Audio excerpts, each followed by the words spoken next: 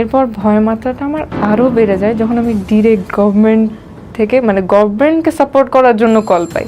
আমি জাস্ট যে দেখছি রুমের মতো যে টাকার বান্ডেল এতগুলা, হ্যাঁ মানে ওরা আমাদের অন্যায়ভাবে রাজাকার বলছে না, আমি সত্যিকারের রাজাকার মতো কাজ করছি। শান্তির রহমান কখনো ছাত্রদের আন্দোলনে নামবে আই এম শিওর এটা অনেকেই ভাবেনি, কিন্তু আন্দোলনে নামার পরপরই শান্তির কাছে এমন কিছু থ্রেট আসে যেগুলো বেশ শকিং। ইভেন আপনি যখন শান্তির মুখ থেকে এক্সপিরিয়েন্সটা শুনবেন আপনিও ধাক্কা খাবেন।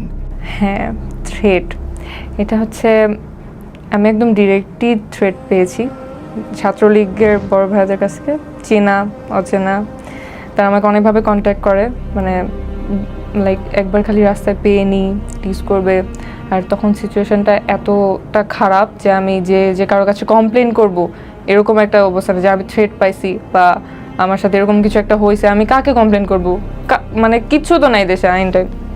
এরপর ভয় মাত্রাটা আমার আরও বেড়ে যায় যখন আমি ডিরেক্ট গভর্নমেন্ট থেকে মানে গভর্নমেন্টকে সাপোর্ট করার জন্য কল পাই। তখন অলরেডি নেট সব ব্ল্যাক আউট, কারফিউ চলতেছে। তো আমি লাইক এখন আমি কী করব, আমি চুপচাপ গেছি তাদের অফিসে, যে আরও অনেক ইনফ্লুয়েন্সার ছিল, সবাই চিনে, অ্যান্ড যারা গাইড দিচ্ছিল তাদেরকেও সবাই চিনে। তারা আমাকে একটা স্ক্রিপ্ট দেয়, হ্যাঁ স্ক্রিপ্টে টোটাল 10টা পয়েন্ট ছিল, ওই অনুযায়ী ভিডিওস করতে বলা হয়েছে সব ইনফ্লুয়েন্সারকে।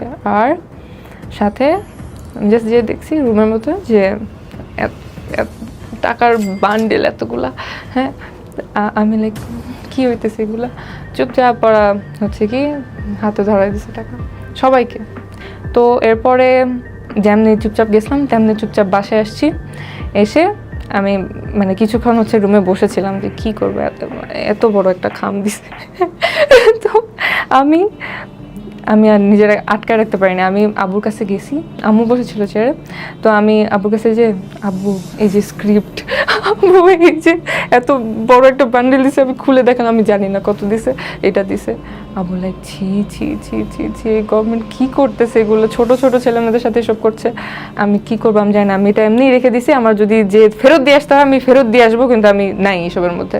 ডেফিনেটলি এরকম একটা অ্যাপ্রোচ পাওয়ার পর যে কারোরই ভয়ে আটকে ওঠার কথা। সো শান্তি এরপর আসলে কি করলো?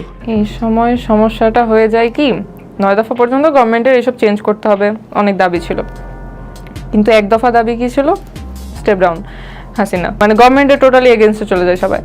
যে এই সময় আমার সরকারের সাথে টোটালি কানেক্টেড, এখন আমাকে সবাই লিখতেছে 1 দফা 1 দফা 1 দফা, আর আমি কিছু করতে পারতেছি না আমার জায়গা থেকে, যেখানে আমারও এদের সাথেই থাকার কথা। তো সবাই আমাকে বলতে চুপচাপ থাকো, এমন কিছু করো না, এমনি স্টুডেন্টদের সাথে প্রোটেস্ট করতেছো করো। তাও আমি অফ ক্যামেরায় যে ওরা যে টাকা দিছে না, হ্যাঁ ওই টাকা দিয়ে কালার স্প্রে কিনছি, যা কিনা লাগে কিনছি, কিনে যে রাস্তাঘাটে লিখে দিয়ে আসছি একদম। মানে ওরা আমাদের অন্যায়ভাবে রাজাকার বলছে না, আমি সত্যিকারের রাজাকার মতো কাজ করছি। কি করবে করুক। আই এম শিওর শান্তিকে নিয়ে আগে মানুষ যেরকম ভাবতো এখন শান্তির প্রতি সেই মনোভাবটা অনেকেরই চেঞ্জেস আসবে। বাট অ্যাজ আ জেনজি সে এই জেনারেশনের মধ্যে এখন কি চেঞ্জেস দেখতে পাচ্ছে? জেনজিদের যে ফ্যাক্টটা সেটা হচ্ছে আমাদের প্যারেন্টস আমাদের অনেক পচাইতো, বড় যারা ছিল, যে তোমরা কোনো কিছু পারো না, সারাদিন ফোন চালাও, ইন্টারনেট, কোনো সোশ্যাল অ্যাক্টিভিটিস নাই, কথাই বলতে পারো না, কাজ করতে পারো না, লেজি। বাট মানে এর থেকে বড় প্রমাণ তো আর নাই যে আমরা একজন ভাই যদি মারা যায় আরও 10 জন বিবেকের তাড়নায় বের হয়ে যায়।